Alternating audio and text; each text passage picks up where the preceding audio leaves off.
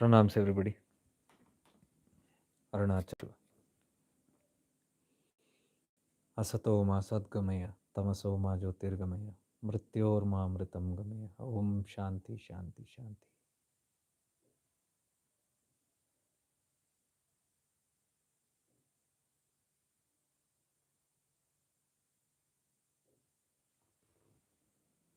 Okay, I think this is the 17th episode of Arunachala Ramana Chintanam. So we have come a long way, though the story has not gone very far, but we are going in depth. So in that way, we have come a long way. And that is what we can emphasize more on than going into more and more stories. Because at one point, these stories must end. There are many Mahimas, please understand. Not just Arunachala Mahima. If you take the Puranas, they are full of Mahimas. Mahima means glory, glorification. So there are three aspects in in every story. There is something called the Jnana Khand, the Mahima, and the Sadhana Khand.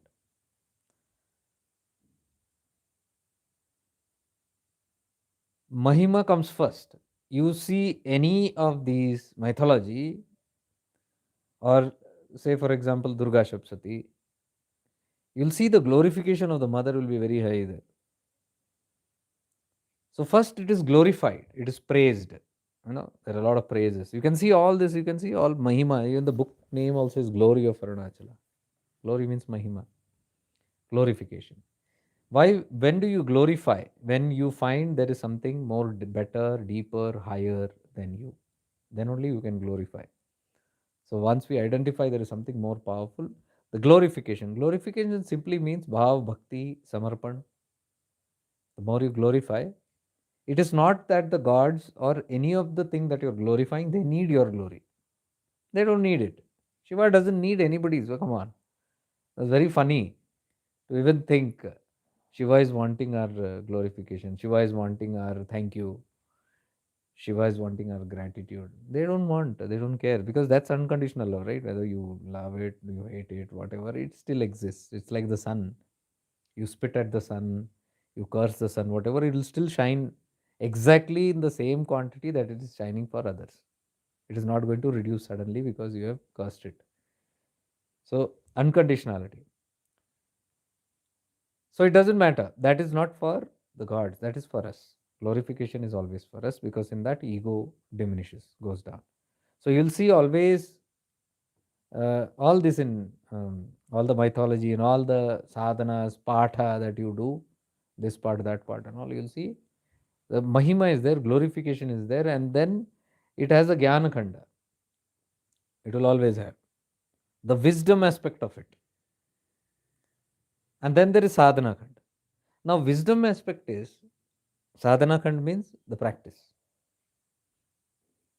It's just like saying Shravan, Manan, Chintan, Nididhyasan. Nididhyasan is practice. Shravan, Manan is all reflection, listening, attentively listening in deep awareness. Shravan. Manan again, reflecting on it by the mind. Chintan, introspecting deeply. And simultaneously, like I always say in satsang, when you sit, you must have the quality of this Shravan, Manan, Chintan, and Nididhyasan. Whatever you listen, it should not be a time pass. It's not to gather knowledge. You're listening to something and inside churning is going on. Nididhyasan is going on. Chintan is going on. You're doing deep introspection because sadhana is going on. And whatever you listen, you understand on whatever you're sitting and simultaneously doing that internal work, that you must put into constant practice. That is Nididhyasana. Simple. So when you listen to any Mahima, it must have these other three aspects also, other two aspects also. You see, there is glorification, but in the glorification is hidden the Jnana Khand. Jnana Khand means secrets, and that's what I'm revealing here. Jnana Khand is not revealed all the time. You see, it is minus the Jnana Khand. Whenever you hear Mahima of any certain place, you're only having first hand information about that place, but you're not knowing the jnana behind it, the depth, the meaning, the essence. You're not having it. So Gyan Khanda is missing. So without Gyan Khanda, if you just listen, they can become stories in your head.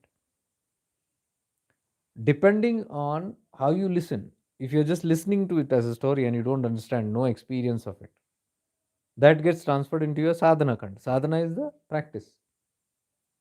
Vidhi is given. Practices are always given. Different kinds of practices are given. You practice this way, that way. All these will have practices. But what I am trying to say is, if you do not understand it properly, what are you going to practice? Because sometimes we end up practicing what is not right. We can listen to the Guru's teachings but not understand it, and then imagine the teachings according to our own convenience and own comfort, what I call as misinterpretation. And then you are doing sadhana on the misinterpretation. Jnana Khand is very important. This, what you're listening, is the Jnana Khand. You're just not listening about the Mahima, glorification. There is Jnana Khand in that. So, if you have the proper Jnana of what is listening to, the Mahima, the sadhana Khand will be good enough. And that's what we're doing. You see, we sit with all these scriptures, but we are not sitting just with the scriptures. We sit and practice it. We meditate on it by having the right knowledge about it. That's very important. Knowledge is very important. Understanding is very important on what we are doing. Without that, we may be doing something else. And as you go into the sadhana khand,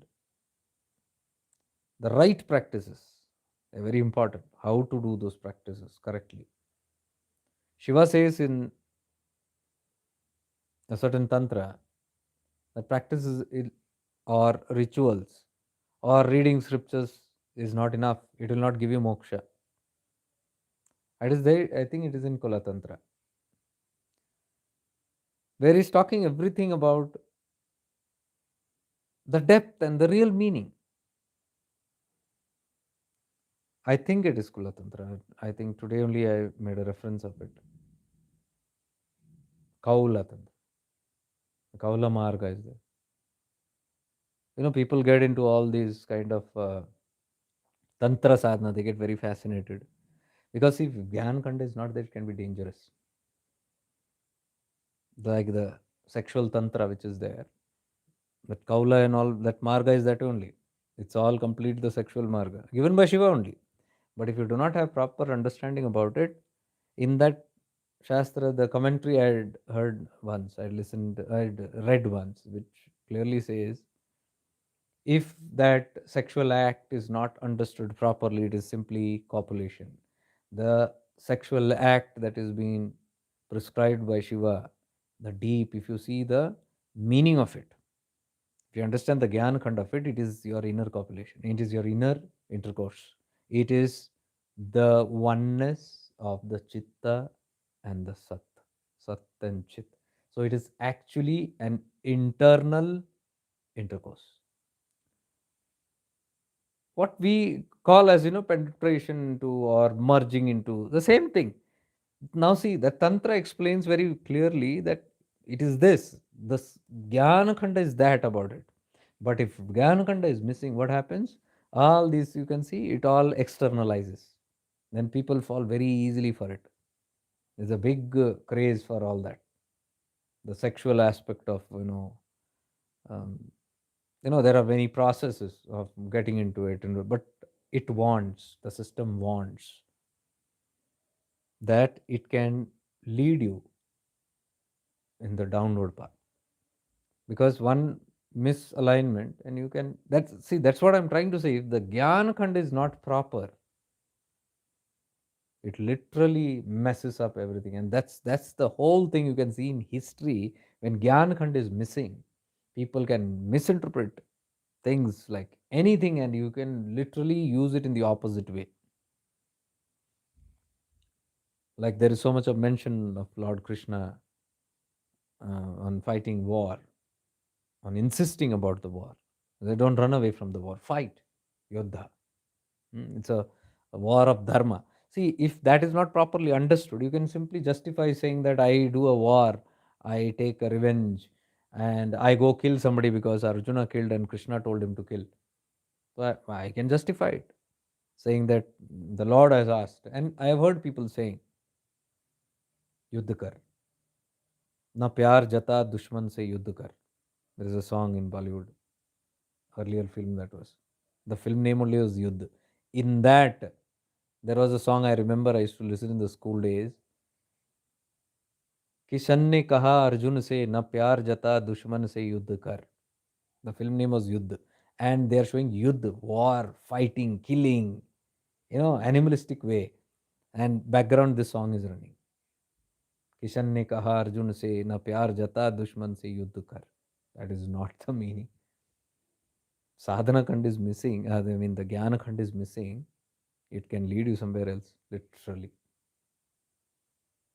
See, all the Dasharas and all the festivals, you see, everything is about killing only, right? Ravan Vad we talk about. We talk about Asur Vad, Mahishasur Mardini Vad, Mahishasur Vad, isn't it? All that Vad means killing, killing, killing, killing, killing. It's so much of violence, killing. But it has nothing got to do. See, even some certain religions go on killing. But actually, if you go into their high scriptures, the mention that is being made is not to cut anybody's head. People go on chopping somebody's head, but actually, it's not. That's not the reference. Cutting, severing the head means severing the ego. Ego, even in Hinduism, the head is considered. This head is considered as the ego. Where Ganapati, Ganesh's head being severed, it is a human ego that has been removed, isn't it? The symbolism of coconut. Why we go and hit the coconut and bang the coconut? Coconut is symbolism of the head. It looks like the head also, and the qualities also that only. So head means I am breaking my ego in front of you. That is the Gyan Khand hidden in that Sadhana Khand. That's the sadhana that you do. You glorify God and you do the sadhana. But there is a Gyan in that. If the Gyan is missing, what you will do? That coconut can become a bribe to God.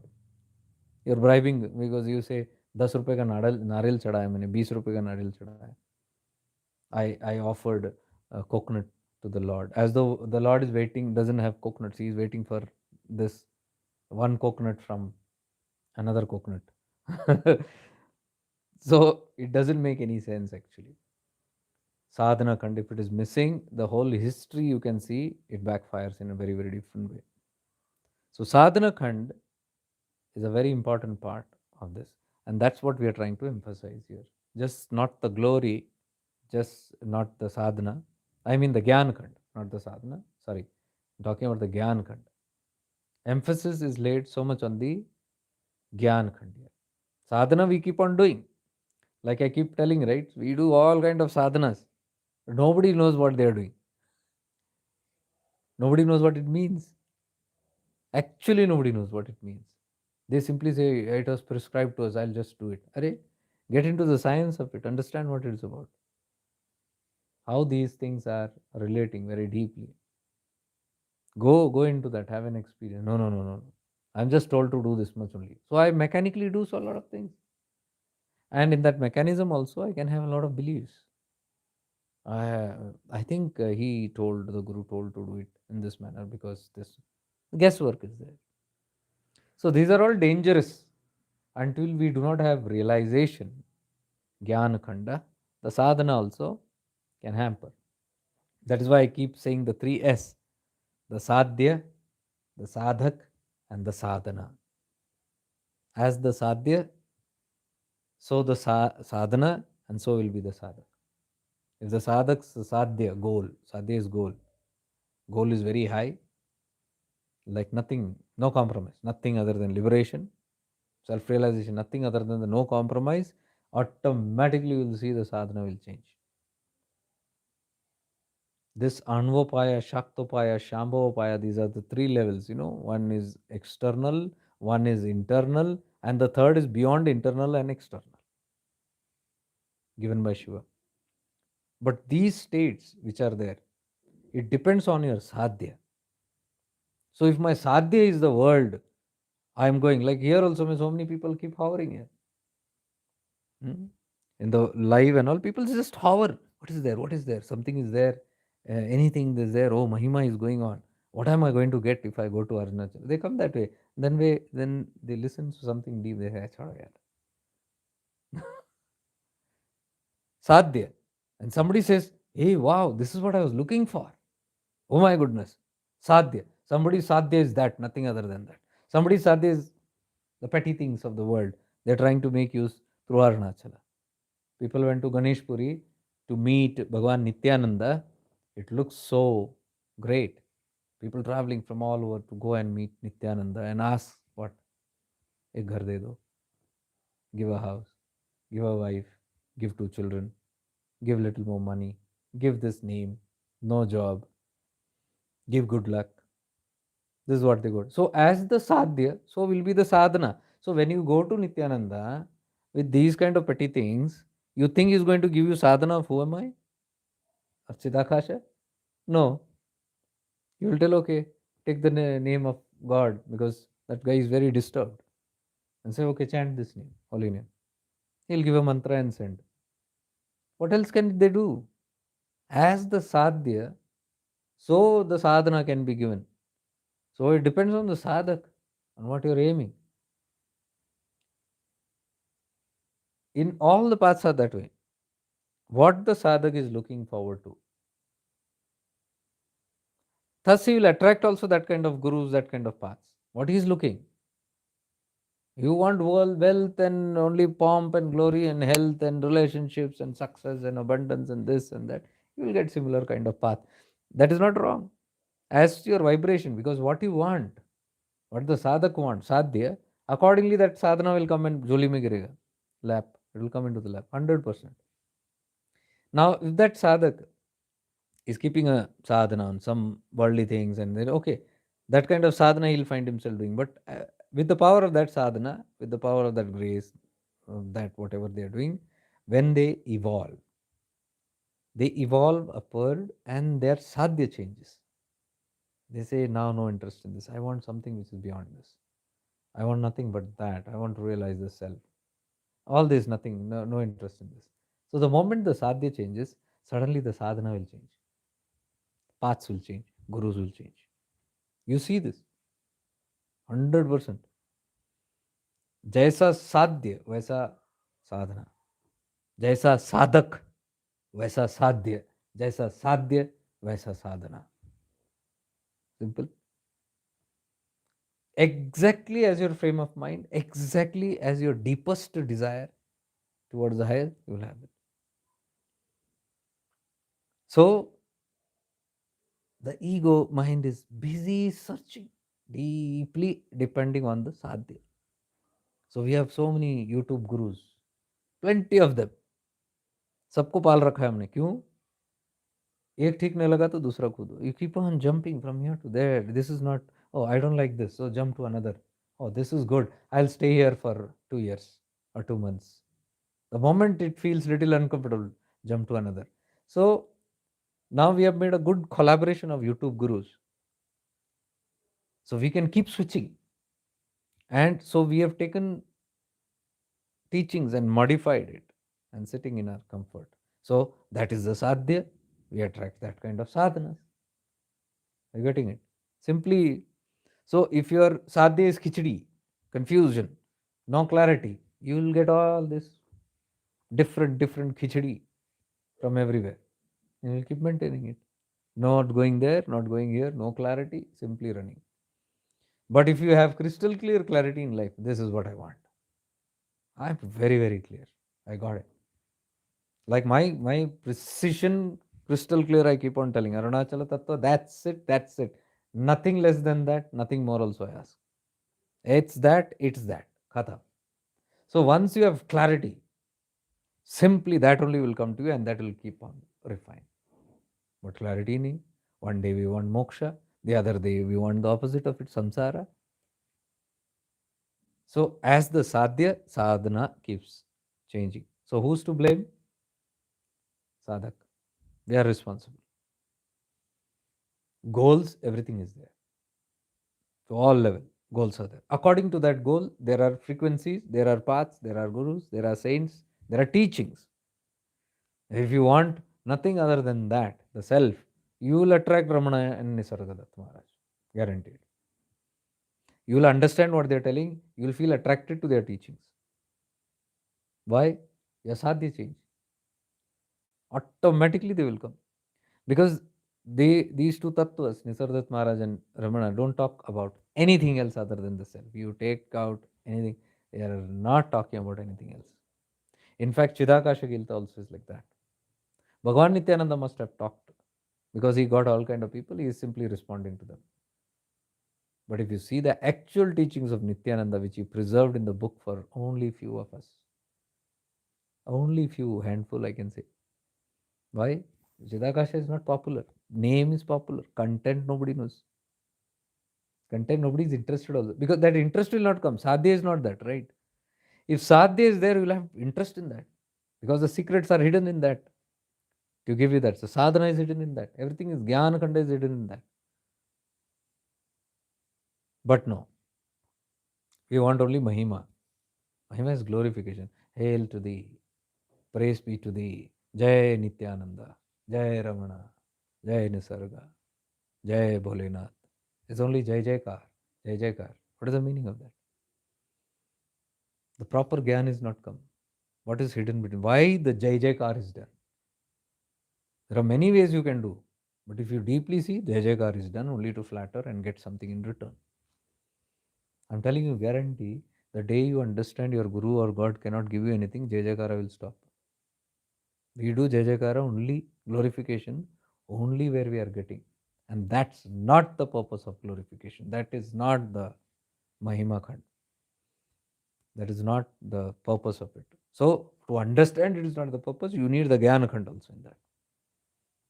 When these two things are proper, then you will get the perfect sadhana, and that sadhana will be bullseye to what you want. Clarity, clarity.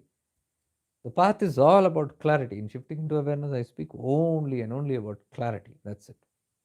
Not even one thing you should have confusion or doubt. But we don't have the courage to introspect.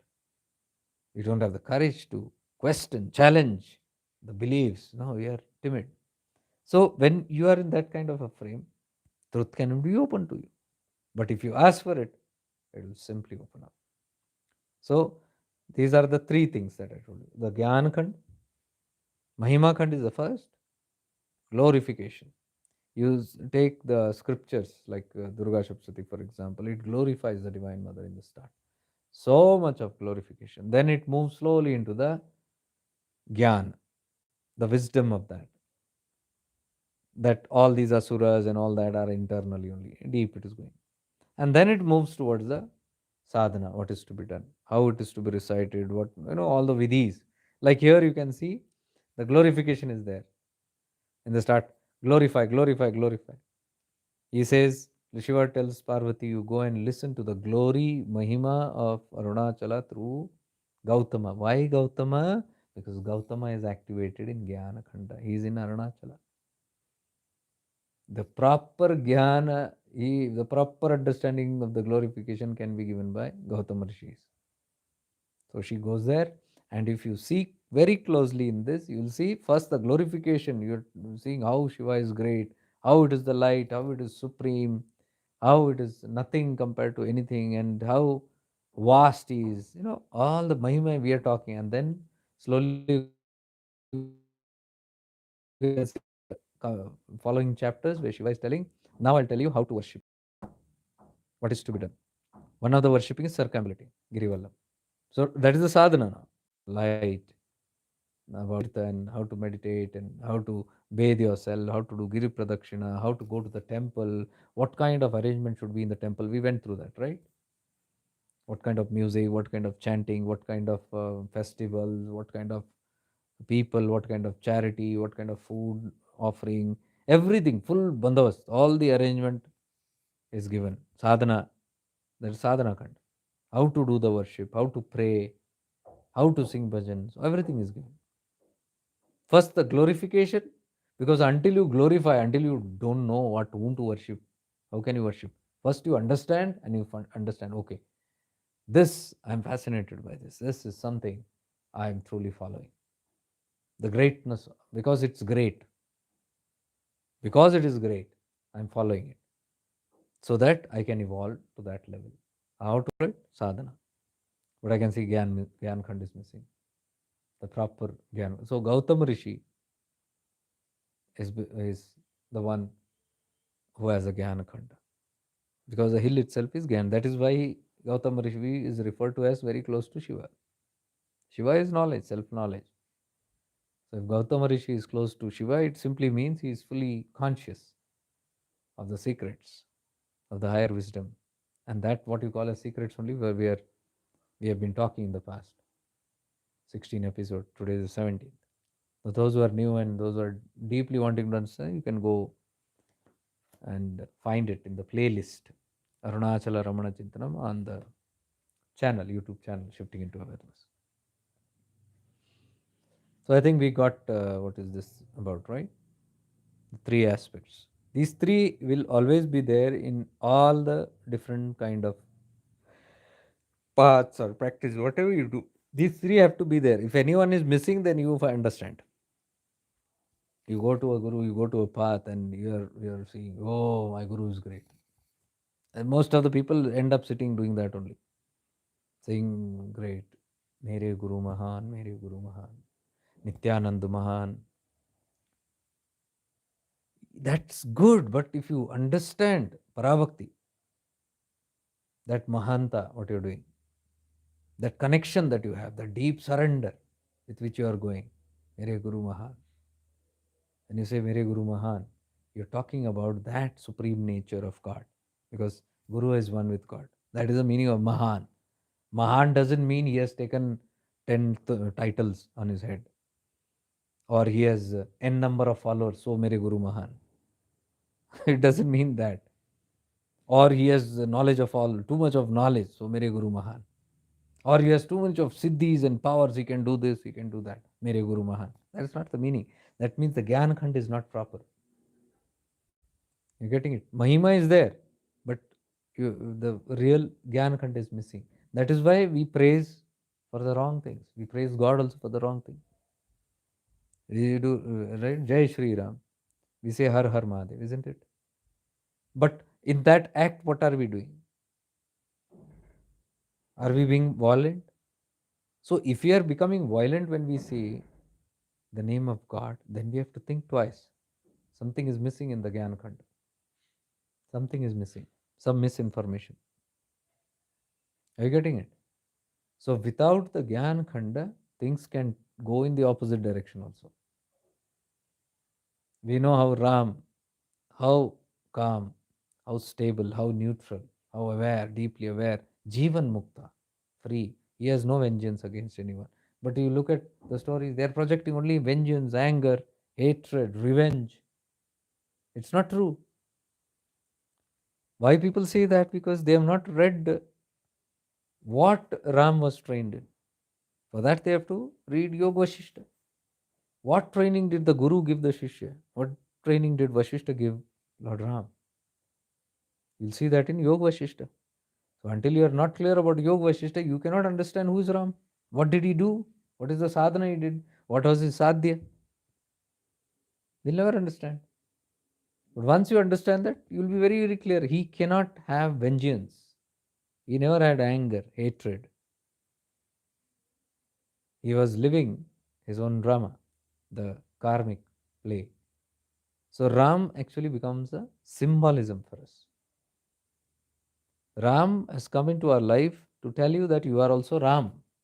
You will also have this worldly kind of activities. You will also go through suffering. You will also go through challenges. But to overcome that, you have to have the Ram Tattva. That's Ramayana about. So to understand, you have to have the Ram Tattva means what is the Ram Tattva? Then you have to understand Yoga Vashishta. The whole teachings of Yoga Vashishta, if you follow, you will have the Ram Tattva. It's that simple. That's the Gyan Khanda. But we are not interested in that. We run. The moment we hear, we run. Because first of all, the beliefs are shaken. बचपन से जो सुनते हैं something different, you're understanding that. And it's not that somebody is telling this way, they are not understanding. You go and explore your own scriptures, you'll find everything. If you want, I'll give you all the references where to find all these things. You'll find it. But I'm telling you, the rigidity of the human mind and ego is such that even if their own gods tell them, they'll not listen. They'll prefer to be unsuna. I've not listened to it. I didn't hear it. They'll pretend I didn't hear it. So that's how challenging this Mahishasura is. Until you become deeply self conscious, you cannot move in this path. Self conscious means all these things what we're talking about. How I am dodging, how I am escaping, how I am keeping everything comfortable, how I am not wanting to face the truth, how I am running from post to pillar, how I am hiding my own flaws and pretending. Until one is self conscious, self aware, one cannot remove these so called impurities from there. So, whatever we do, Mahima also, it has to have a proper Jnana. You read the Ramayana, you read the Mahabharata, but you have the proper Jnana. Like you read about Krishna, you must have the proper Jnana of who Krishna is. You read about Jesus Christ, you must know who Jesus Christ. Most of them don't like Jesus Christ because they think he's a Christian. Come on. Christian means Christian. That word only came after event, after thousands of years. Christianity came into play. When Jesus was there was no Christianity. He was a Jew. But he was a Jivan Mukta, Parivarajaka. Now we will not understand because he talked some other language. And because his behavior is little different, skin tone is little different. He doesn't behave like our avatars. He is somebody different. But if you have the Gyan Khanda of Bible, which is missing, if you have the Gyan Khanda, you will see that Jesus also is just like another saint of India, a mystical saint, a giant, just like how Swami Samarth was, like Shirdi Sai Baba was. Powerful. He also moved in a robe, alone, no home, no place, free, detached, and full of purity and divinity. Miracles happen wherever he went. What's different between the other saints? His only difference is because our minds have projected him into some other religion. Though he didn't belong to the religion, people have put him into that religion. There are no religions. So Gyan Khanda, if you open up there also, you'll understand who they are, who Jesus is, who Prophet Muhammad is. So much of things like that. I don't want to get into all that because that's all controversial stuff. But if you can just be deeply aware of some tattvas are there in so many religions, if you can deeply be aware, you'll say, wow. You'll scratch your head and say, I thought it was something else. The great mystics have always explored beyond religion. Bhagwan Ramana spoke so high about Jesus Christ. In fact, he gave only examples about it. And he explained many things which is which was misunderstood by the Westerners who came to Ramana. People fell in love with him. Meher Baba spoke so much about Christ. Meher Baba talked much about Christ. Neem Karoli Baba talked about Christ very deeply. Why? Because why these people are talking? Because their level of consciousness has reached to that level where they can look beyond all these dharma dramas, the religious dramas. They've gone beyond it. Swami Vivekananda worshipped him so deeply, Jesus Christ. He said, if I would have been in his time, during Jesus' times, I would have washed his feet with the blood of my heart. Swami Vivekananda. Bhagavan Ramakrishna had deep experiences with Jesus Christ. You study, read the Gospel of Sri Ramakrishna. You'll understand how he became a Christian, how he became a Muslim. Sri Ramakrishna. Not just philosophy. He stopped Kali worship. Then he put a topi and he read namaz. Literally, because he wanted to explore and see what is there in that religion which is not here. He did that for Islam for weeks. He did that for Christianity for weeks, and in the end, he concluded everything is the same. My experience of divinity is the same in all the religions. That's why he spoke about Christ. So you can see the Sadhya, the what you call the Mahima, we glorify depending on the Gnana Khanda. So if the Gnana is weak on, let's say, Jesus or some other mystics of some other religion which they have put into, if that Gyan Khanda is not there, the Mahima also will change. You might not praise. That's not our guy. Or you might praise for the wrong reason, out of greed or fear. Now, with that kind of a frame of mind, what kind of sadhana are we going to do? So, if I pray in the name of Jesus, definitely if I do not understand who he is, based on my information, my sadhana will be that. Are you getting it? So, Jesus lived in caves, in Himalayas, in so many places in India he traveled. When I went to Vashisht Gufa near Nilkand Mahadev there, above Rishikesh, I saw the cave in which he had meditated there. Jesus used to live in that cave. And that cave is known as Vashisht Gufa. Dekho.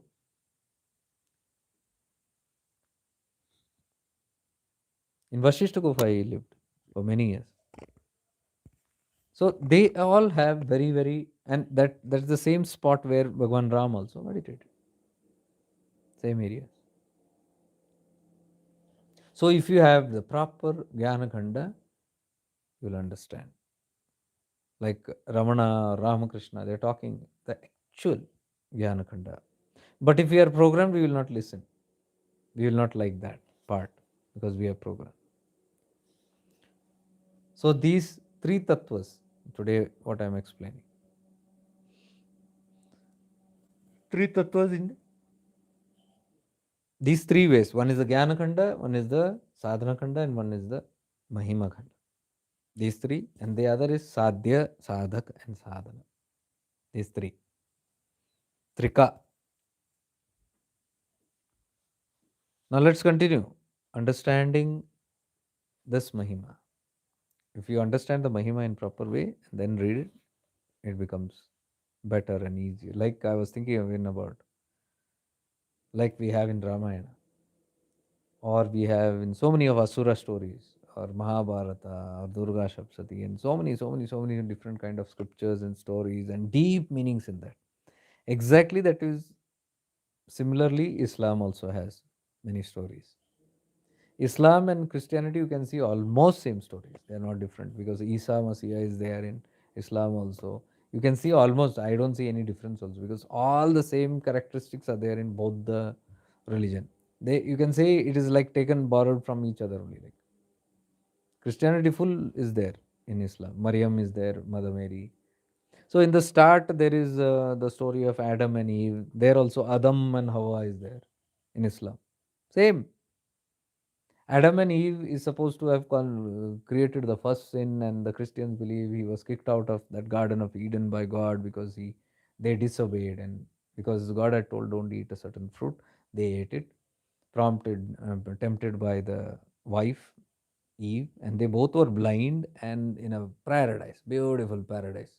God said, "You be here in this paradise for as long as eternity. This is yours. Have fun here." And God went, but He said, before going, only one condition: you must not eat the fruit of that tree. They say fantastic, and they are both blind and they are enjoying. And then the serpent comes, a snake comes, and tempts Eve, the female, with an apple, and that fruit is eaten finally.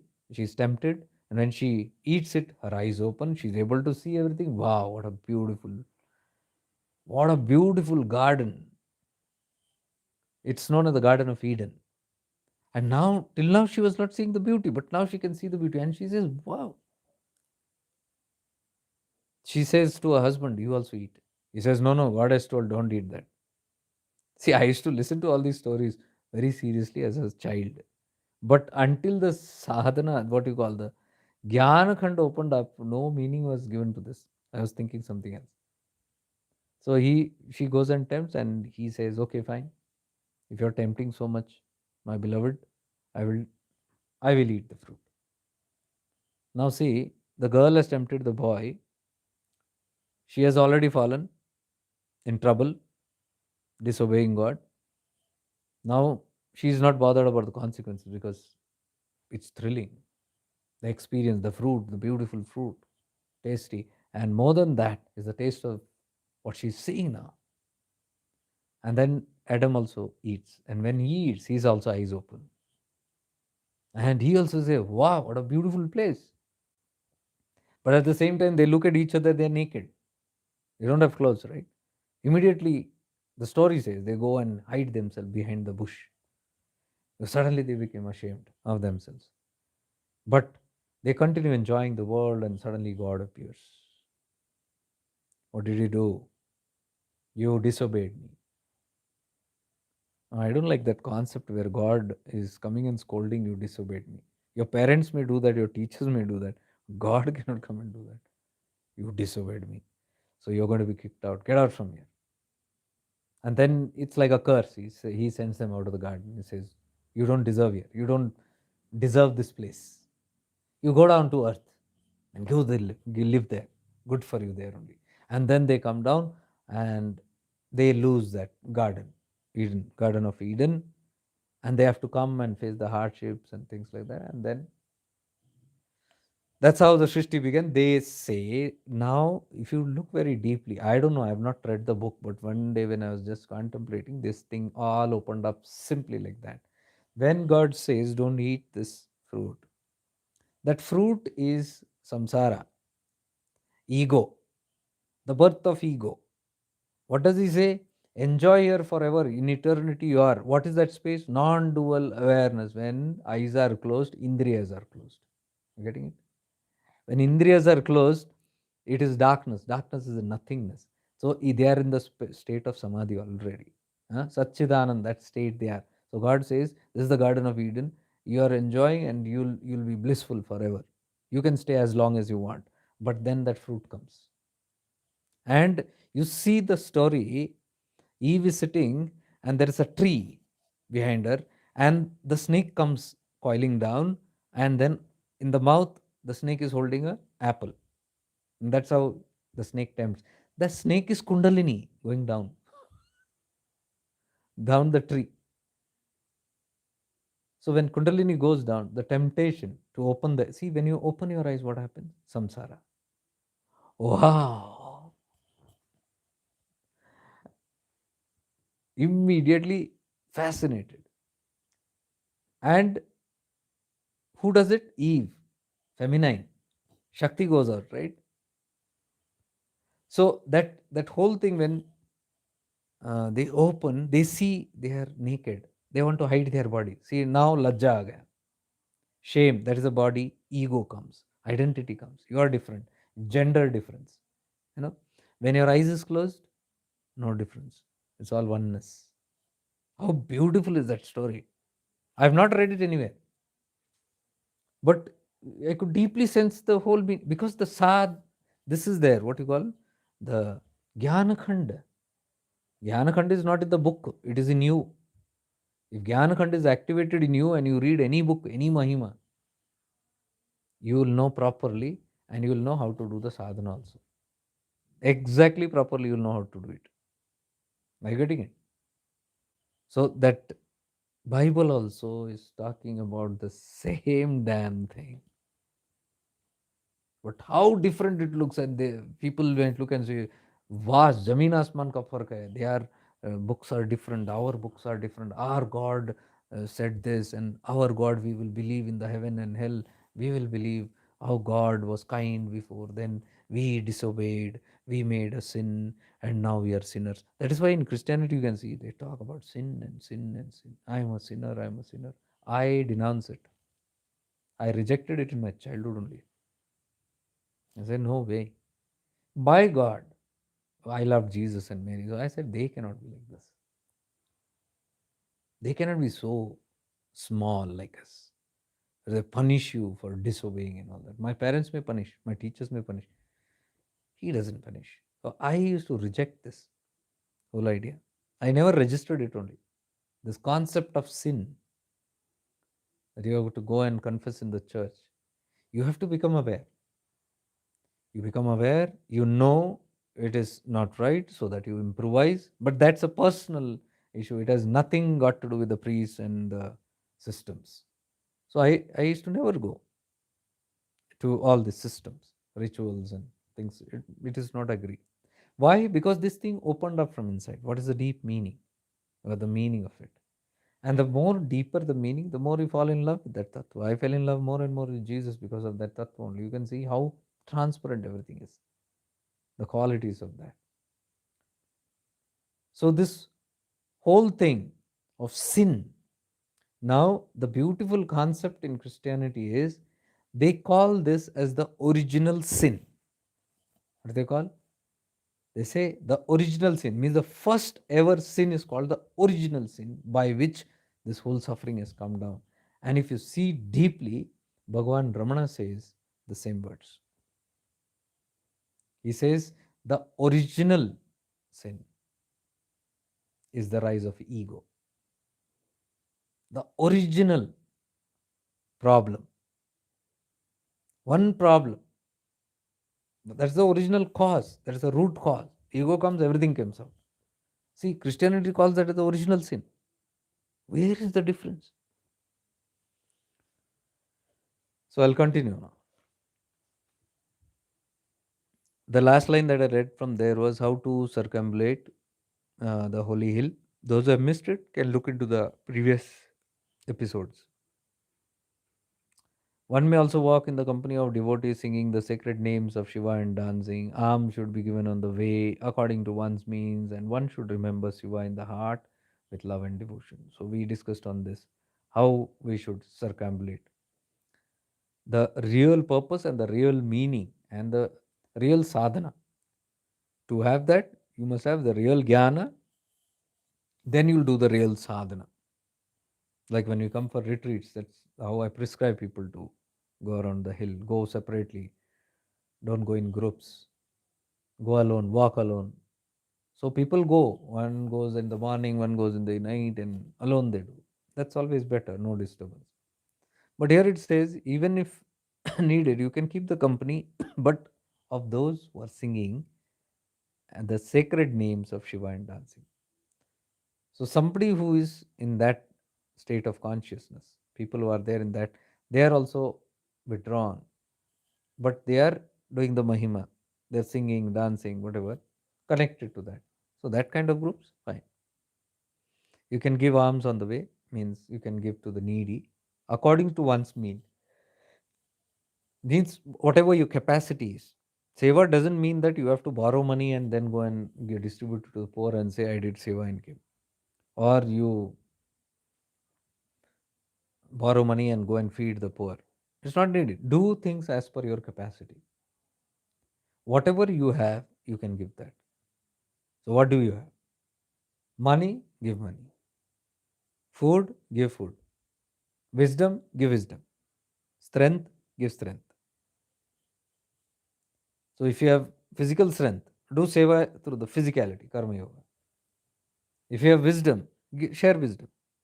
You might not have money, but you must have wisdom. Share wisdom. You might not have wisdom, you might have a lot of money. Share money. Whatever your capacity, that is what you can do. So there is no thorough prescription that you have to give this and that, anything. The hill is incomprehensible beyond being beyond speech and thought. Speech and thought. What is this? Maikhari, Madhyama, Pashyanti. Paravani. Speech is Vaikhari. Madhyama is thought. All those who did the recent webinars will understand it. It's good we did that. The power of sound and light.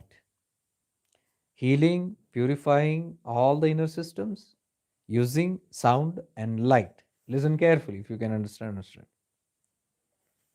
In sound and light, I am using a scientific terms. Religious terms is Shiva and Shakti. The Shiva only is known as light. Shakti only is known as the sound, the movement. Whatever moves is Shakti. Whatever doesn't move is Shiva. What doesn't move? Light doesn't move. Light is always there. But in the light, everything moves. You're getting it? So whatever is moving is Srishti, creation. But that which is doesn't move, in which everything is happening, that is Shiva. So Shiva is light and sound waves move in it. So when the light we are talking about, the appearance of light in Arunachala, the sound is there. Sound is the Shakti aspect, the thought. With consciousness comes thought. In Bible, that's why it is said, then there was nothing in the beginning, and then there was light, and then there was the word of God. Word of God is mantra. Mantra is Omkara. Nothing, blank, dark, shunya. Then light. Then there was word of God, sound. Light and sound. These both appear together like the lightning and thundering. You see in the sky on a monsoon, lightning, if it happens, it has to have a sound behind it. Whether you hear it or not, that's another. But sound is produced by the impact of that. So that's Shiva and Shakti. So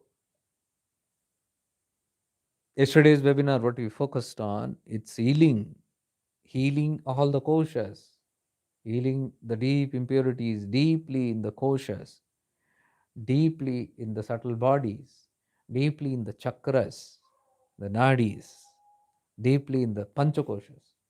You have to enter into that. How to enter? We understood it, isn't it? With what are you going to enter? Who's entering? Is the question. We are not talking about the ego. That is where another, if this Gnana is not proper, you can start misunderstanding the whole concept. Or enter into that. Who enters? Light enters always. Light, when it enters and illumines each body, that body becomes alive. Your mind can become alive only when light enters. That means Shiva enters. Shiva, when it is present in the mind keeps moving. Thoughts and everything is moving. That's Shakti, that's moving. So the light is aware of Shakti. Shiva is always aware of Shakti. Light is always aware of the sound. It doesn't do anything to the sound. Watch carefully. It doesn't judge. It doesn't give any direction. It is there observing it. That is Shiva observing Shakti. You getting? So by the power of sound and light, that light is pure awareness. And light enters means your awareness entering into different koshas. Getting? That is why Shiva only is called as pure awareness. Okay? Shiva is also known as Swayam Prakashit, self-luminous light. So Shiva is light, and Shiva is also referred as pure awareness. So what are we doing? Healing, transmuting things through awareness of whatever. Light and sound, that is why I said.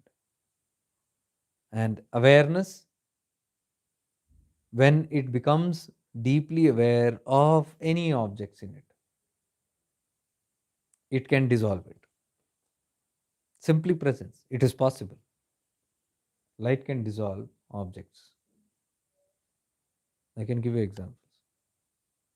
If in your mind, objects, Shakti, are objects which are floating, thoughts are floating, your light, when it falls very deeply on it, it can dissolve it. Check it out if you want.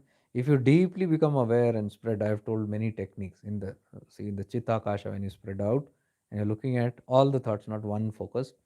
When you focus on everything, that means you're staring at it. Light is focusing on the sounds and the sounds drop. You see the thoughts dropping. Immediately you'll see. It cannot hold there. Isn't it? Within minutes, why do you go into samadhi like this? Because the thoughts have dropped, means vibrations have dropped, sound has dropped. So, what is killing the sound? Or what is dissolving the sound? The light. And light is aware. And that sound collapsing into the light is Shakti merging into Shiva.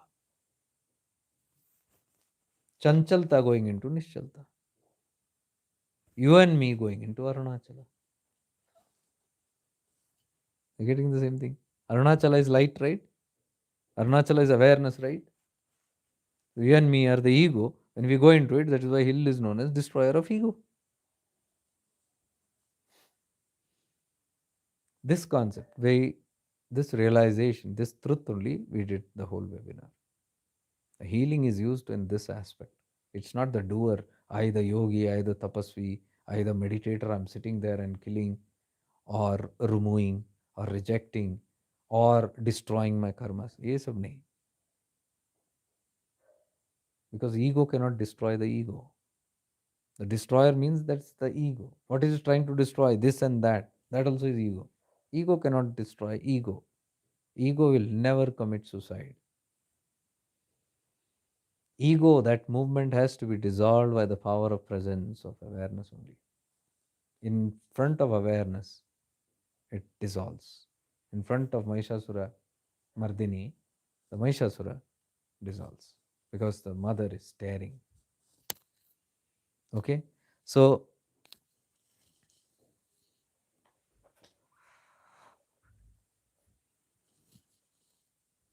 where was I? Where I went somewhere else only. Yeah, you're talking about beyond speech and thought. That is only speech and thought. Speech and thought are both movements. Chanchalta hai.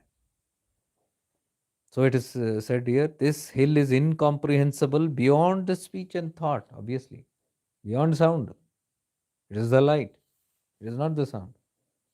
Sound is Parvati. Sound is movement. See the whole thing. When Parvati is moving here and there, all these activities are having Gautama Rishi, all these activities, it's Jagat Charachar movements. But is Shiva moving? He's simply there.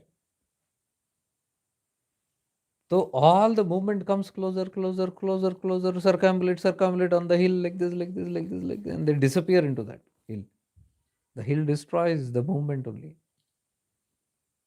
That is why I'm saying you cannot be circumambulating or doing pradakshina all your lifetimes. One day you have to dissolve.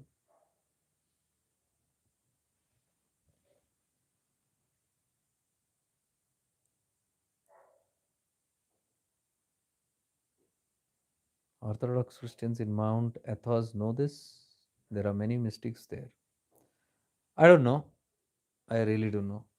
They must be knowing it, but there is deep mysticism in Christianity also. And I've met monks who are Christians.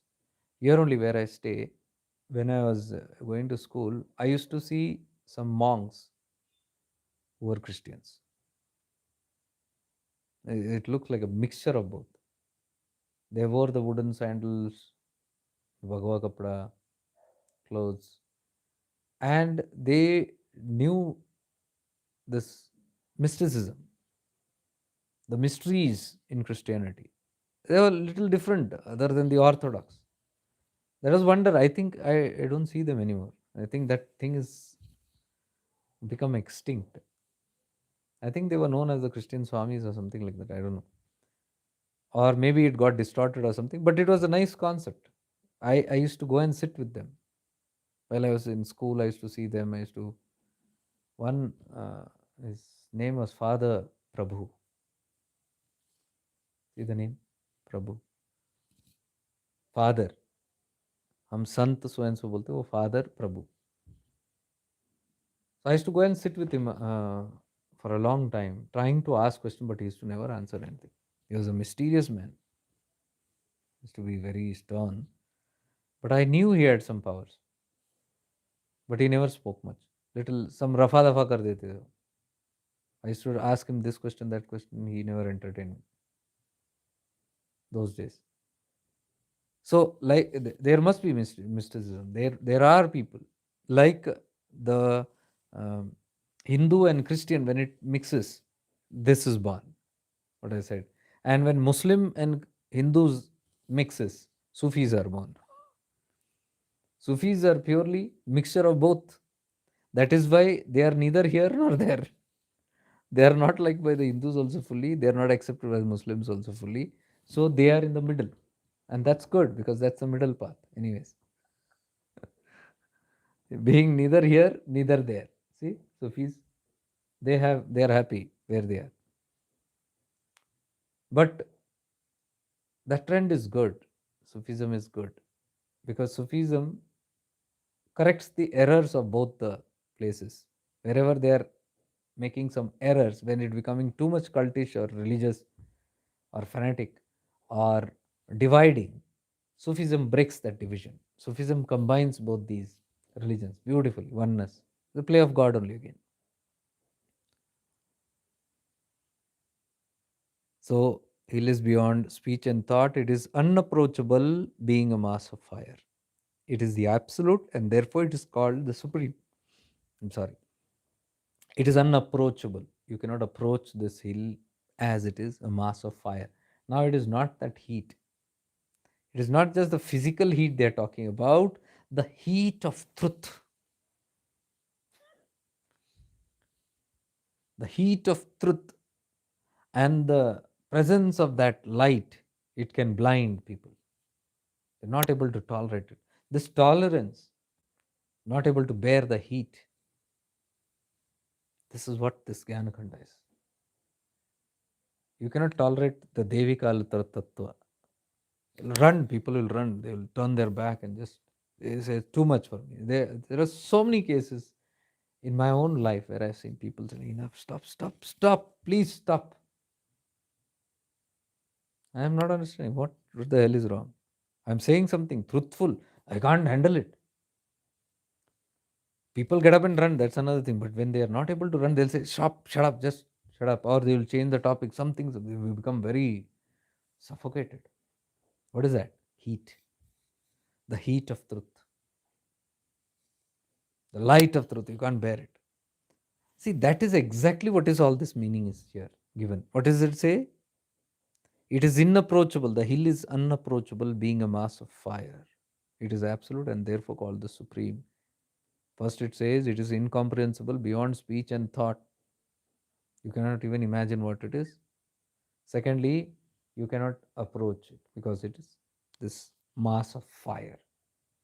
What happens when the ego goes to the fire? It has to destroy, right? Whatever moves towards that ball of fire or mass of fire, let's say, what is sun? Sun is a ball of fire, right? How much ever one is great, even maybe the dictator of the whole worlds, all the different lokas also. But if it moves towards the center of that heat, it can consume it. Similarly, when we go to the center, it consumes the ego. It destroys it. That is what is meaning, unapproachable. So if the ego wants to survive, it will not move to the center because it knows it will die. And the ego doesn't want to die. Are you getting it? See, most of the troubles in spirituality, when we say this problem, that problem, there is no problem. You are simply beating around the bush. You are creating new drama. Yesterday in the webinar, I told, if you go very deeply to heal your wounds, very deeply, and in this state of consciousness, what we are at, you will not want to heal. You cannot heal because there is nothing to heal. You will see it is not traumatic, it's dramatic. पूरा drama है मन का. All drama, this trauma, that trauma, this memory, this one did that, that one did that. Oh, I have to sit and heal. Oh God, I'm weeping, crying. Who's weeping and crying? The ego. That is why perhaps it is said in Shiva Sutra, Grace of Shiva means suffering. The ego is dying. And you'll see the more deeper we go, the more threatened we will feel, the more uncomfortable we'll feel. The more we don't want our illusions destroyed, we go to the periphery. Now we come close to this platform, shifting into awareness. And they will move out. We can't. Reasons will be hundreds. They will tell different reasons. Some bahane chahiye. But the real truth is this. You can't stand that truth. What is being spoken, what is being realized, it's too much. You say, not now. There's so many who tell me, no, stop. I have nothing against you and all that. But yeah, you're nice, but keep us in touch. But please stop those what you call updates. Please don't send me. Some say I'll come back, so that I don't get offended. They say I'll come back when the time is right. But now you come back or don't come back, it's none of my problem. I'm not waiting for you, neither I'm waiting for you to go. Truth is the truth, it will keep on shining. But I'm trying to tell how that ego mind keeps on playing. I'm not ready yet, some say. They tell clearly that also. Why I'm not ready yet. Who is saying which you are not ready yet? The one who wants to play the games. The one who wants to continue the dramas. The one who wants to continue this drama of healing. A lot of healing is needed. A lot of purification is needed. You don't want to let go of that impurity, and you say a lot of healing and a lot of purification needed. And I keep on telling you, you don't need healing or thing. You need self-awareness. Learn shifting into awareness. That's enough. That's the only sadhana. You start staring into these little cunning asuras sitting inside, Chandamunda sitting inside. They will simply, then there is no need to heal. It's funny. It's a comedy show. When you're actually trying to heal something from the past, what are you going to heal? You feel like laughing there. What have I created, you'll say. What all I've kept in my head. Doesn't make any sense only. I going to do the game and then I only wait. I go and slap somebody, and when I get a slap, I create a big ruckus about it. Huh? Big ruckus.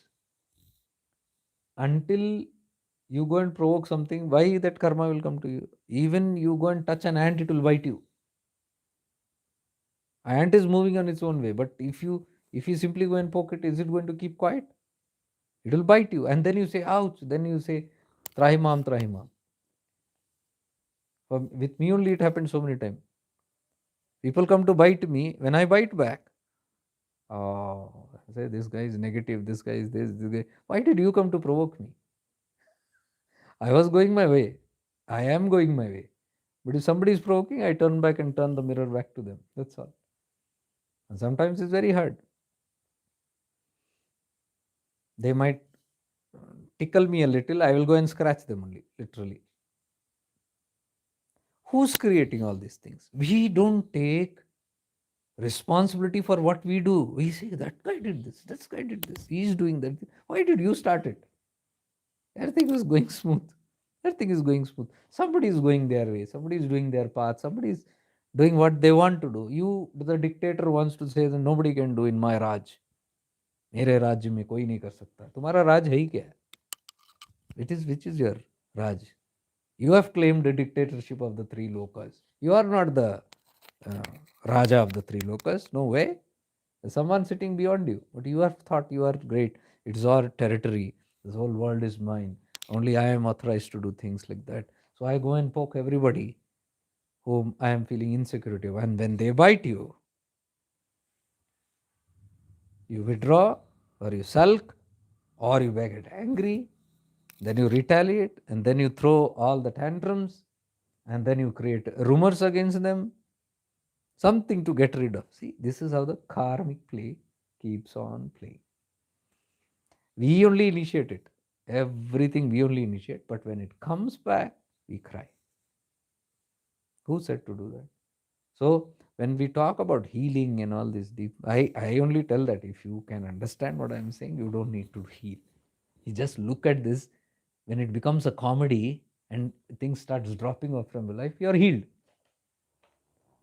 Look at the comedy and look at Don't try to create a comedy. Look at it the way it is. You'll understand. You'll understand that I am only holding on to these things. I only got into all this mess. Why should I? Chodo yaar. You just leave it, drop it, everything goes and you're gone. No, we will not do like that. We will go and we will take, give me Shakti path. Give me that powerful current. This ego is not going to melt down so strongly. I'm going to sit with all these asuras in me. I'm not going to leave them. You send me powerful, powerful electricity. You kill all this sitting here. Like they do all those invasive therapies, like non-invasive therapies, or like the laser, killing the cancer cells, and so many things, radiation therapies, and all that. The question is about why should those kind of cells be there? Not that's not there. I'll continue thinking, doing whatever I want. You send powerful radiations to it. Okay, but it will destroy other cells also. I don't care. That's exactly what happens. So we say, you give me the power, you give me the Shakti path, you give me the blessings, you give me Dikshas, you keep on kicking my ignition again and again. I'm not going to start so easily. No way. I need 2 more levels. I need 4 more Dikshas. You keep on starting. I tell them sometimes when they tell me I took this many Dikshas. I say there's something wrong with you or the system that is giving you. गाड़ी चालू नहीं हो रही तुम्हारी. 4, 5, 10. How many are you going to take? When is that thing going to start? Ignition key 1 is enough. One time ignition key is enough. Then you leave the ignition. That's it. Then the key is of no use after that. It is only for the starter. Why is your engine closing down? So when your engine stops, again one more starter is needed. Why are you closing down? Who's the creator? Who's the creator of this mess, this problem? See, in everything I say I am the creator, but in this I am not the creator. Karma is the creator. People are the creator. I don't create anything. But when it comes to creating my desires, I am the creator of my destiny. It's very funny, I'm telling you, it's all comedy. You see this, you'll lose interest in all this. You'll simply just be chodo, yeah. You'll just drop this mind, just shift into that awareness, and there is where you'll meet the Lord. See that direct path, Ramana is telling. Go straight into that path. Why beat around the bush, all these dramas and all that? So you give me path. And the other thing is, you give me Shakti path. I will sit here like a fool, like a helpless person. I am unworthy. I am impure. I have no chance at all. Only your light can give me, O Lord. O Gurudev, only your light. And when the light comes, you shake. You cry. Then there is shouting, yelling, and what all. Kriya is happening, this happening. Why? Deep war is going on inside Manthan. You don't want to leave, and the Guru's and God's grace is wanting to kick it out. You are asking for grace. It is coming and it is shaking you up. You say, Jagoma, wake up, mother, come into my life. Where are you? And the mother rises, wakes from within. When she wakes up, the Kundalini rises. You have called her. So when it rises, you can't bear it. Why are you not able to bear it? Because you don't want to leave it. If you just surrender, okay, grace is there, you just surrender there, you just take it away. Nothing will happen easily, healing will start happening, but you don't want to give up. Subconsciously, you are not yet taken this responsibility that you are the creator of your own karma. All this karma is going to come to you. It is not going to spare you. Today you might think you have escaped it. Tomorrow or the day after, some or the other time, it's all going to come back to you. You only have to sit and bear through it. Nobody else is going to be. That when you tell, no way, I am not going to take responsibility for that. Then sit with it. You need many starters. So the game goes in this only. I go create mess and then I sit like this and then I ask for grace. When grace comes, I shake, shudder, cry, weep, and I tell it's very painful. What is painful? Why it is painful? Like that same story where the monkey is putting this hand into that glass jar. Because the glass jar is seeing peanuts, he puts his hand and he's trying to grab it, and he's trying to put the bottle neck is l- small. It's not able to come out. It's pulling and pulling, pulling. So much of struggle. Let go is not there. Holding on. मुट्ठी पकड़ा हुआ है. Strong mutti power, that ego. I want to show somebody. I want to show everybody down. I am the greatest. Nobody is the greatest. Karma will show who's the greatest. So when you keep pulling it, the hand is bleeding. And the monkey says, I'm not going to leave. It cries. It sees the blood coming out. It weeps. All that it has to do is leave. Hand will come out. This is our story. So this story about healing and doing this practice and doing this tapas, I told you, right, that Mahapurusha in Gangotri told me, jitna jatil tumhara ahankar, utna jatil tumhara tapas. The more the ego, the more the tapas. The surrender of the ego. This surrender of the ego means just realizing मैं ही अपना बैरी मुआ. I am the creator of my own destiny. अगर आप मानते हो तो I am the creator of my own miseries also. I am only creating it. So, in this state also, sadhana, what we do. See, I told you, right? Mahima, you can say, oh, Shiva is powerful. Devi, Shakti, she's very powerful. She can heal me. She can do everything. You are doing all the glorification fantastically. But the Jnana Khand is not fully there. Understanding that I am the cause. If I just give up being the cause, the work is done. Now, when you Jnana Khand is open, when you are aware that this is all, you don't need all that starters, you don't need so many initiations, you don't need all that Shaktipaths and everything. You can have Shaktipath here, sitting where you are, just by this Jnana Khanda, thorough realization. You will start shaking because you realize something. The grace activates from within because you have acknowledged, I am the cause of that, and you give up. Immediately, grace will start working. Sadhana. Sadhana Khand, different. See, पहले का एक अलग साधना you do because ज्ञान खंड is not proper. ज्ञान खंड you refine. Immediately the sadhana changes. So what happens? Whatever you want, you will get it in that manner. There you say you want liberation, but you don't want to give up. So your sadhanas will end you up pretending to give you liberation, but it will never give you liberation. Because you are pretending, I want liberation, I want mukti, oh Gurudeva, I want mukti, oh Lord Shiva, give me moksha. You really don't want moksha, you want to play the game. So there you are pretending, I am doing all the self-realization meditations, but inside you're not even understanding the basic concept of self-realization. With samsara, you don't want to leave samsara. And so there I am telling, I'm trying to flatter God and Guru, saying that I want nothing but moksha. Ask deeply, no, you don't want moksha. You simply want some powers, some grace, so that you can continue the life dramas in the world. So when this is not seen properly, I am pretending I want moksha and give me this. So sadhanas will come in such a way that it will look like it is going to give you self-realization, but it will never give you. Can you blame the sadhanas? No. It is my sadhak. जैसा मेरा साध्य वैसा मेरा साधना. However the bhavana is there, that type of sadhana will come. Are you getting it clear? The whole thing. That is why I made those posts. You can read those posts on my blog also, on the website shiftingintoawareness.com/my-blog. In that I have made the series on self-healing. It is from one of the webinar or session, long session, very deep we had gone in that.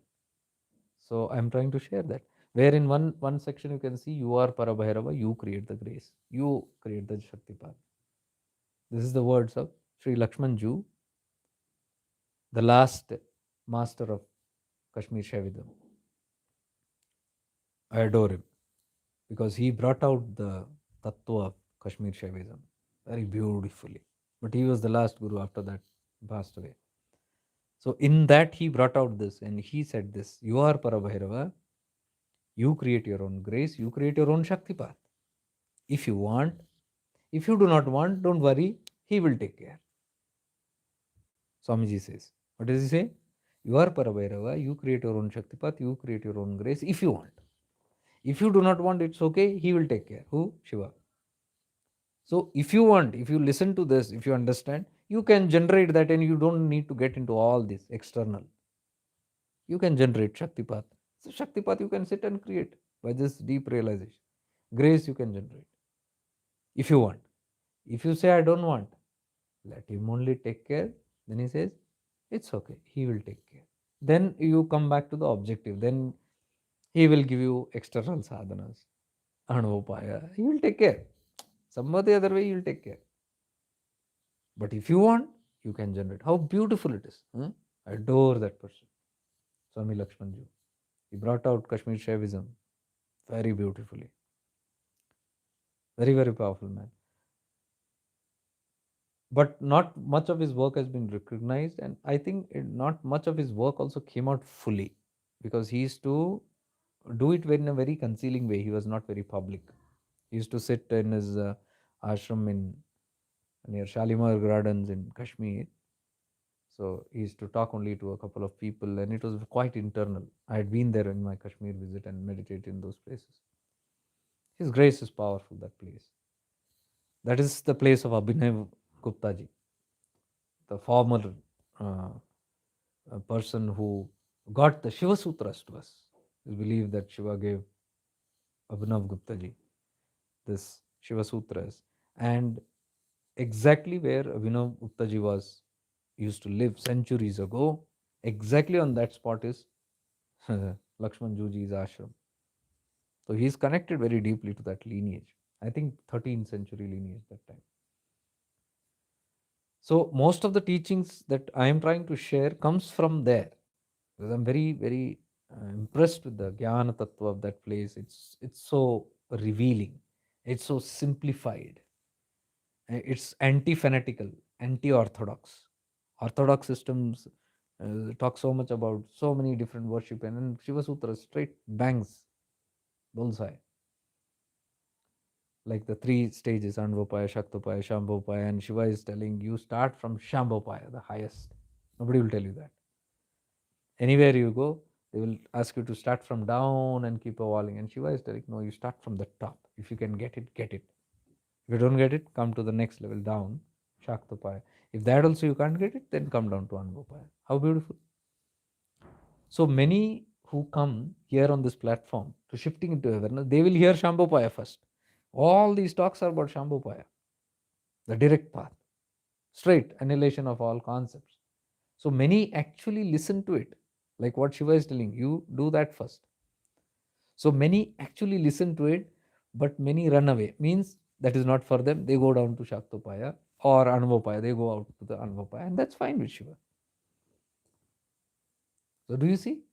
We get an opportunity actually to be tested. So who's the guru here? Tell me. The universe, the cosmic intelligence. It takes care of everybody in so many beautiful ways. The most delightful thing to ever notice was Lakshman Juji coming to Arunachala and sitting in the presence of Bhagavan Brahmana, in which he has explained mysteriously. I forgot exactly his words, but he was mesmerized by the presence of Bhagavan Brahmana. He's written a huge, I think I have it, I'll post it. It's very, very beautiful. Imagine somebody of that stature, Lakshmanji, whom I'm talking from Kashmir. He came to visit Bhagavan Brahmana. And that presence, he explains. I'll try to post that. So amalgamation, see, even that Shiva Sutras is coming and sitting in Arunachala. If you remember, I told you how our retreat started. One Mahatma from there in my Himalayan trip, he asked me one question straight. I was inquiring a lot of things about his guru in Himalayas, what he did. He was talking about the Himalayan yogis because we were moving around in those places and meeting many mystics. So on the way, he was talking about this, and then he asked me suddenly one thing. He asked me, Jacob, did you ever go to Tirunamalai? I said, I go there very frequently. Then he said, फिर क्या चाहिए तुमको? What else do you need here? He told my guru, about whom I was inquiring so much, who lived on the Ganga Tat there. He said, my guru used to go and stay in Ramanashram after Bhagwan went. After Bhagwan left his body, he said he used to go and stay for a month there. Huh? I was like, from the Himalayas, somebody is coming and staying in Arunachala near Ramana's this. Then this Mahapurusha asked me one thing. He asked me, have you heard about Upadesh Sara? I said, I've heard about it. I know it's Ramana's work, but I have not been through it. He told me one thing straight. He told me, if you read the Upadesh Saram and if you understand it, Vedas also are not needed. No need for Vedas and Upanishads. Everything comes in that. That is the first time somebody grilled the word Upadesha Saram into my head in the Himalayas. And after that, 2 months later only, the retreat started. So somebody put me back into this place. I am going hunting for something in Gangotri on that side. And there, he doesn't know anything. He's just spontaneously speaking, and these things are coming out. Asking, did you go to Arunachala? I go there. Then he said, there is nowhere else to go if you go there. Have you read Upadesh Saram? I said, I know about it. I said, if you read that, there is no other scripture needed to. See, that time I had not even read it. And the beauty is, in that same trip, of course, most of the SIM members know this. When I was coming back in Uttarkashi, I met this Anantirth Maharaj, who was connected to me on Instagram and all that. And he saw I am there, and we coincided. And it was a big coincidence, like, out of the blue, we met. And then he said, great, even I am coming after many months to Uttarkashi, and I am told that you are doing a live there on Uttarkashi. Can we meet? I said, Swamiji, great. I looked at his profile. He looked at a wonderful person. I said, will be very delighted. He said, I'm reaching in half an hour. He said, where are you living? I said, Avdut Mandavala Ashram. He said, my ashram is next to that. I said, wow. Now this cannot be a simple kind of a coincidence or something like that. Then he invited me to his ashram. I went after dinner to his place. He was there standing in wooden slippers and hugged me, took me, showed me around his ashram. And then he told me, this is one of the oldest ashram, 100 plus years old. He is also there, participated in rebuilding this. Many others also were there. And he said, if you want to do any retreat, you can do it. I said, what the hell is that? I asked him again. He said, I don't know. I just felt like telling you. It's a nice place. Everything can be done. Retreat. At that time, I didn't know ABCD of retreat. I used to just go to Arunachala and come back and do some live on Facebook. That went into my head, Kida. And then he introduced me next day to his guru, who was very old, 90 plus years old, in the Vedanta. Even Anantit Maharaj, in 22 years, he has learned Vedanta. And he took me to his room and he told me one thing. If you remember, I had told you, I had tried to call you some years back. I said, I don't know about it on my messenger because he didn't have the number. And then he told me one thing clearly. He said, continue what you're doing. I've seen you doing it. And what you're speaking is Upanishads. I said, really? He said, yes, you are not aware. And I know that you are not aware. So I'm telling you. It is the same thing only, but you are putting it in very plain language. And it is very good. We are sannyasis, he told, holding his robes. This robe doesn't allow us to mingle in samsara. But you are in civil. Don't ever change these clothes. Be in that, be among the people, and casual. This is very nice way of conveying the deeper things to people in a very, very casual way. I said, wow, makes sense. And that's a great motivation. I touched his feet. I said, nobody in my life has ever motivated me, including all my teachers. And nobody has told me this. Nobody saw that spark, or nobody even wanted to go in that direction for whatever reasons. I said, you are the only person. I've been doing everything alone, listening to my inner voice. But you are like here in Uttarkashi. I take you as the Lord's word. And with that, when I came back, my first visit to Tirunamalai, Ashok Bhai told me in front of the Jiva Samadhi of Sheshadri Swami girl, Bhai, start a retreat here. You come here every. I said, what retreat? My friends are going to come by December from Canada and US and all that. You can do some things. I said, that's quite far, but I said, you every month you're coming, do some retreat. Whoever comes. Then I put an announcement in Facebook. Okay, next month's when should it? That got full. Second bet got full. So this way was how retreat started. That word was put just one trip before, just a month before I came, and in Arunachala that began. And that Mahapurusha who told me about Arunachala and pointed me to Udesh Saram. Mysteriously, what happened is I didn't know what to do in the retreat. So I arrived next month for the retreat, and I'm sitting near Bhagavan Ramana's Samadhi, and then there's a meditation hall. I go that side and sit there for some time. Lot of time I spent in meditation. I wanted to read something. I put my hand into the sling bag. I often carry small booklets. So some books remain for months in that. I put my hand and removed. It was Upadesh Saram, small booklet. Immediately I remembered that Mahatma telling me there in Himalayas just a month back. And I started reading it. 30 verses. One by one, I read it so slowly, and everything was simply flowing from inside. The meaning, the Gyan Khand of it, what is the depth, and I made notes. That day, for close to 6 hours or something, I was there in that hall, just making notes.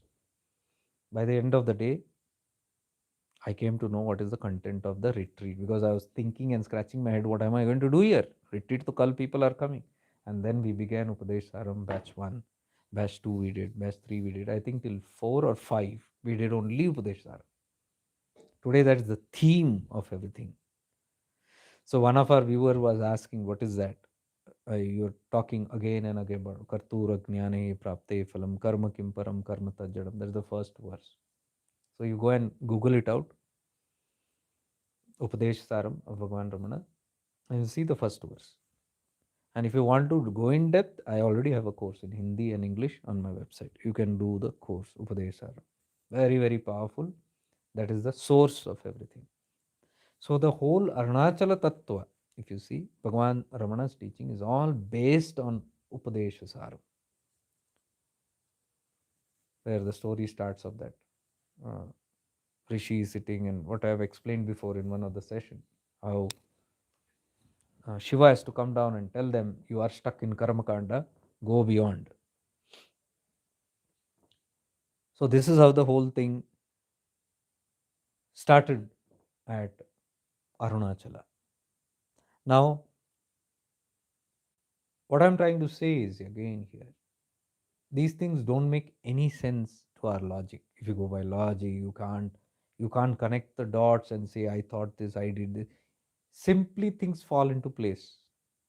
I'm not just talking about this particular incident. If we become deeply aware of what I'm trying to say, of this path, of the real crux of the path, if you pay attention without running, without having to dodge anything, if you sit down and simmer down and try to understand the path in depth, the grace of that path will start guiding you. Guaranteed.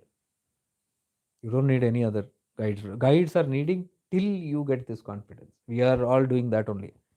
Till you get that confidence. But once you get it, you will see mysterious things, mysterious guidance.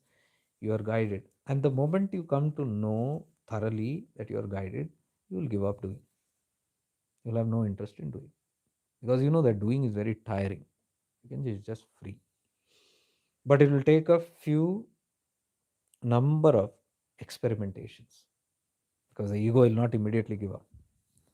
It will take some experimentation to understand and for you to get a full crux.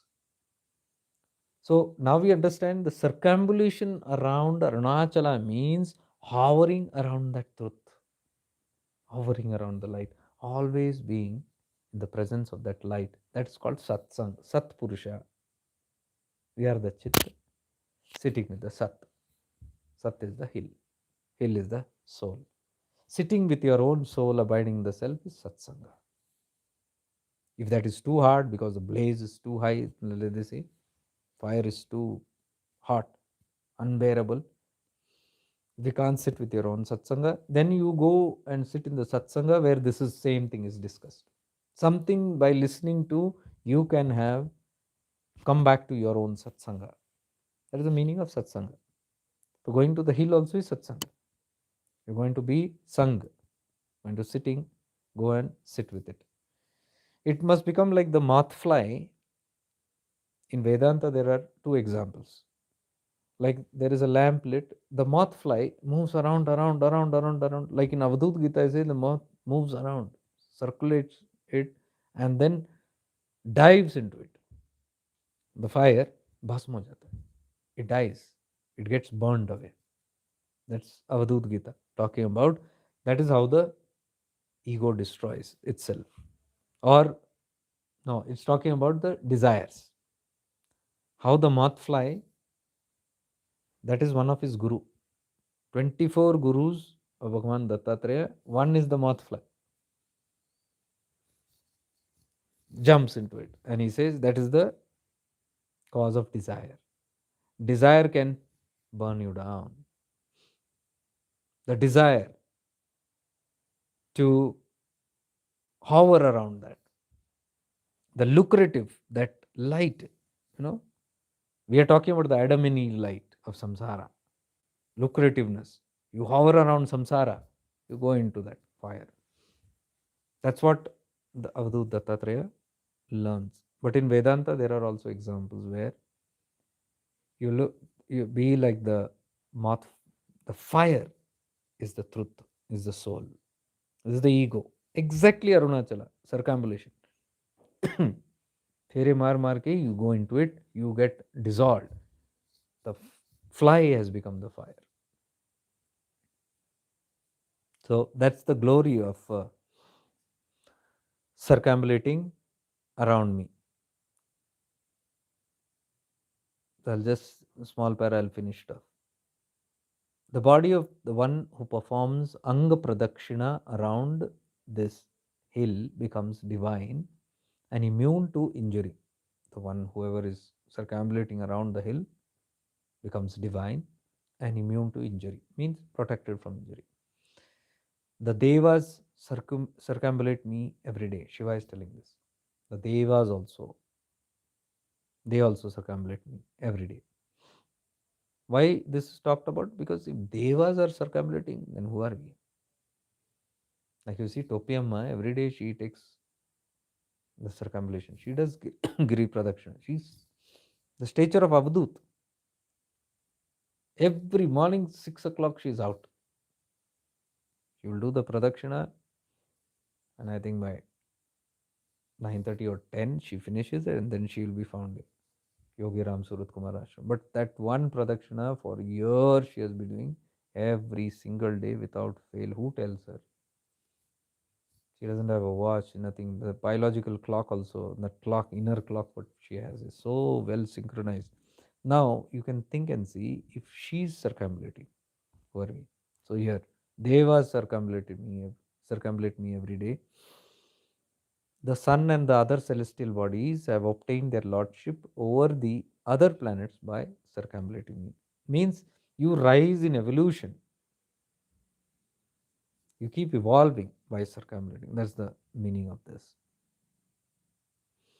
A devotee who circumambulates the hill on a Sunday penetrates the region of the sun and attains liberation. He gains the world of Shiva. He who circumambulates on the hill on a Monday lives free from the afflictions of old age and death. He who circumambulates the hill on a Tuesday is released from all debts and becomes an emperor. Now we'll see why on certain days there is a rush in Tirunamalai, especially Sundays. And so this Ashok used to tell me, hey, why suddenly rush and all that? Then he'll think and say, oh, today is Tuesday. Then he will tell me, oh, today it is for this. Oh, it is this day. Oh, today it's good for auspicious for marriage. Oh, today is good for wealth. So people come for that actually. He who circumambulates the hill on Tuesday is released from all debts and becomes an emperor. If Pradakshina is done on Wednesday, he becomes omniscient and wise. On Thursday, he is worshipped by all devas and attains the fame as a guru. Circumambulation on a Friday brings prosperity and takes him to the abode of Vishnu. On Saturday, Pradakshina brings worldly success and averts the ill effects threatened by the planets in one's horoscope. If those who suffer from physical and mental ailments, as well as those who are weak and emaciated, circumambulate me, their ailments will be cured. So it's like the remedy for everything. It's not that, hey, do I need to go for all this worldly success? Do I need to go for getting this boons and getting free from old age, free from the affliction of old age and death? And it depends. It depends on what we need, because we need the world and we need the beyond the world also. We are trying to go beyond the world, but you can go only through the world. To rise beyond the body and say I am not the body, you need a body first. To say I am not the body, you have to have a body first. So there is nothing that body is not needed. For Ramana, it's not needed. That state they have reached. They're talking from that. But when until we have not reached that, we should not copy and parrot and say, "Oh, Ramana didn't need a body. I don't need a body." It's not true. You will need the body until it naturally you annihilate it. That's another thing. So when you have the body, you have samsara. You have many things to handle. You have obstacles. You will have affliction. You will have diseases. You will have something or the other. You might have abundance issues. How are you going to survive without abundance? You need money also. You can't deny it. Till you exist and play your role, you need to be supported by these tattvas here, by life here. So in that there can be obstacles. At that time, you can do it. But what one can be, a true seeker will have the higher goal. Sadhya will be there. They will do it for all these things also, because they have got to get over it. Without completion, you cannot. So yes, for good health, whatever abundance, or it can be done. There's no rule like it should not be done. Oh, you're a vairagi. Nobody said that. It can be done. The hill can give you world as well as beyond the world. Like Bhagavan Nityananda, though he is giving, wanting to give Chidakasha, though even before dying he said, what I wanted to give, nobody took. Though he said that, but if you observe his life, you'll see he gave the world to people. Whatever people asked, health he gave, wealth he gave, name he gave. He never said no. Why? Because they have come here for the experience of that. They have to experience and transcend it. Transcendence is what should not be forgotten. You can have all these things, but you are seeking these things so that you can be free from all the worries of these things, regular daily activities, so that that free time you can spend in your higher pursuit. Otherwise, if you are not healthy, you'll have to keep running to the doctors. You'll have to take care of so many other things. If you don't have money, if you don't have abundance, how are you going to run your families and so many other things? And then you'll say, oh my God, I can't meditate, I can't go to Arunachala, I can't do any retreats, I can't do anything. So much of headaches are there. So until you finish those headaches, you cannot do your purpose. Now you imagine if everything is freely flowing, good health, well-being, success, relation, everything is going good. No tension from anywhere. Easily you will find time to do what you came to do. That is the purpose. So Arunachala has the power to give everything that you need, basically, if you see in this manner. The nakshatras, the stars, the devatas or the deities presiding over the planets favor those who circumambulate the hill. Tithi, Karana, Yoga, Muhurata, Hora, etc. Hora means the division of time, are all favorably disposed. The sound pra in the word pradakshina means rooting out of sins. Pra means removing sins in pradakshina. Da means granting desires. Prada. Kshi means obliterating the fruits of karma, and na means bestowing liberation. So pradakshina, This itself has got the ability to grant desires, ability to take you beyond the fruits of those karmas. It has the ability to root out all the sins, and it has the ability to give you moksha, pradakshina. This is the real meaning of the word pradakshina. What is that?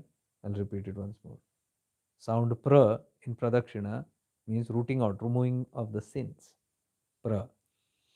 The means granting desires. You can have all desires.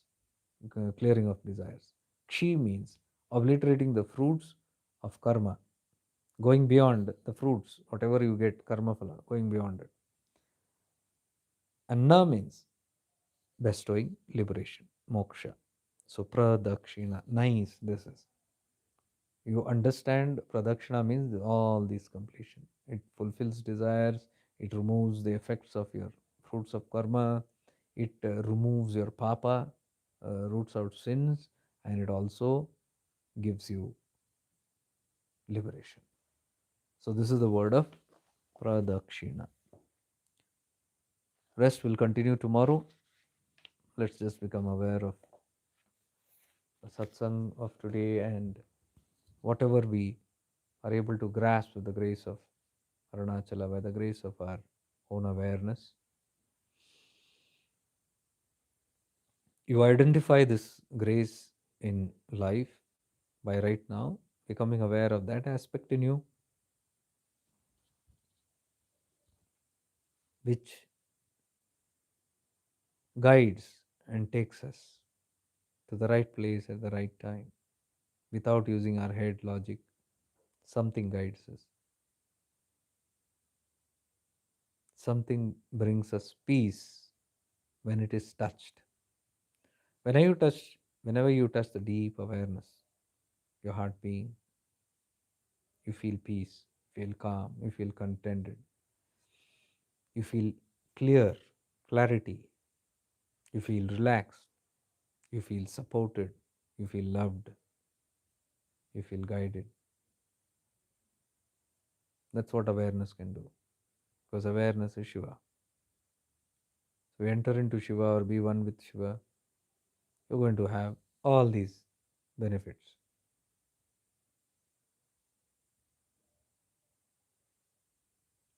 Like in these satsangs also, you can calculate if you're regularly sitting for these satsangs in deep purity awareness without using logic. If you're simply sitting without running and simply doing deep Shravana, Manana, Chintana, deep contemplation, you will notice sudden peace overcoming even during these satsangs, sudden calmness and stillness, sudden clarity flooding your life, suddenly a sense of protection, a sense of support, a sense of belonging, a sense of knowing, a sense of remembering your own true nature. All these things will keep happening. So, whenever it happens, tap into that tattva within you, which gives you this experience. Nobody from outside is giving. Outside are all just instruments. You are generating it from your source. Be present there and identify this presence, which is grace. The moment you feel it, you become one with it by offering gratitude, the feeling of love and gratitude and surrender. When you do that, you're in communion with yourself. You're one with Shiva, even without words, just the experience. Repeatedly you do it, you'll see the grace increasing in life. You're getting connected to the source. आपको दिया हो, आपको बजो, आपके राम, आपके भीतर आप होके रहते हैं.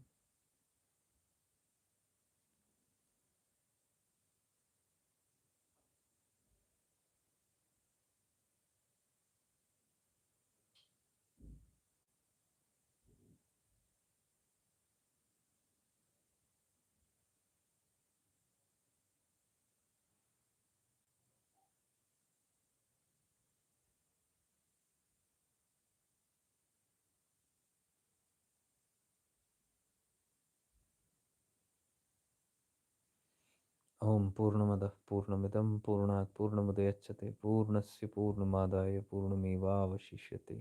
Om Shanti Shanti Shanti. May we all be blessed. May we all evolve. May we all be free.